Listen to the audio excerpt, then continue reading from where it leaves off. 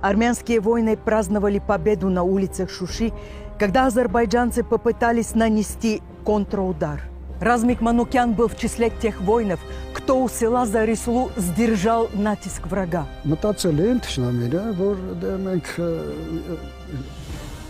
խմած կլինենք, ուրախության մեջ կլինենք, ցրված կլինենք, գայթակղված կլինենք, հանկարծակի կհարցակվեն հակահարվածը։ Դուշման վարդանը եկավ, ասեց սմբոնձի տղեր կարած տաց, որ ստրախովկա անեն,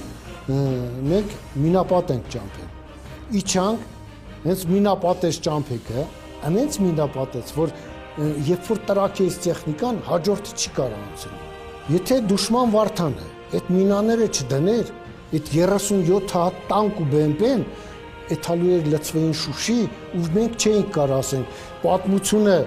ոնց կփոխվեր։ Զարիսլուի